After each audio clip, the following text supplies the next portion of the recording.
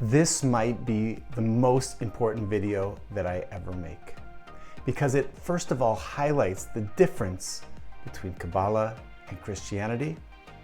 And what is that difference? It is our identity.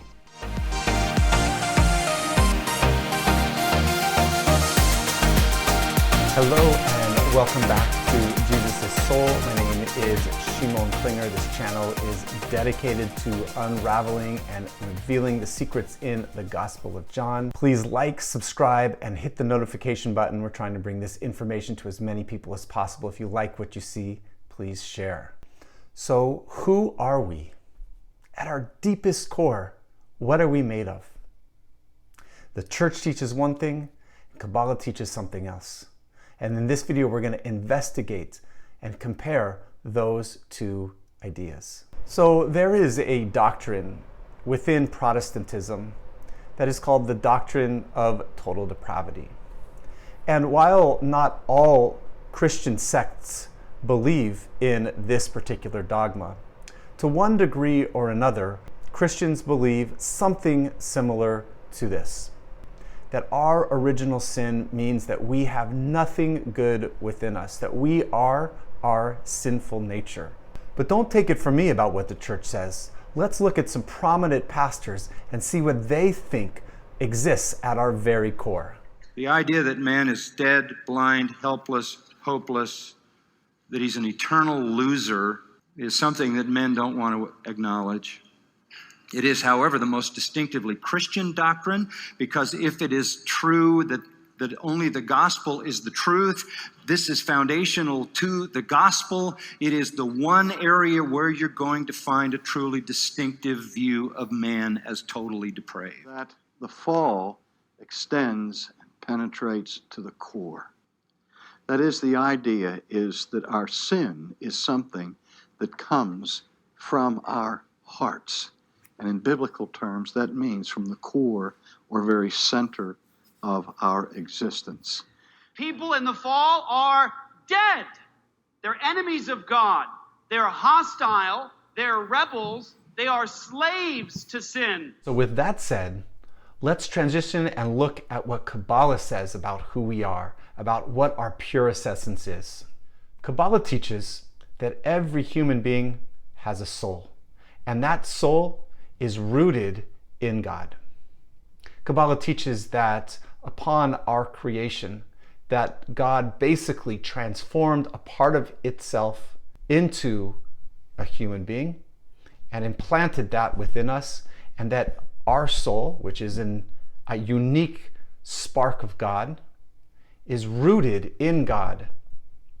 And so therefore, at our very essence, we are divine.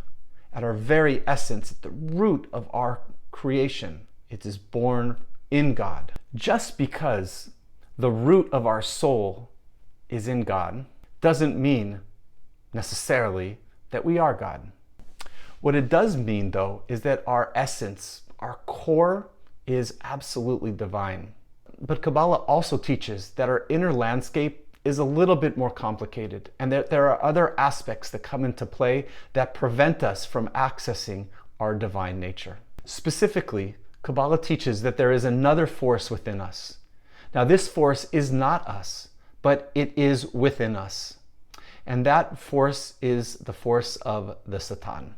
The force of Satan is a negative influence that always impels us to do the wrong thing.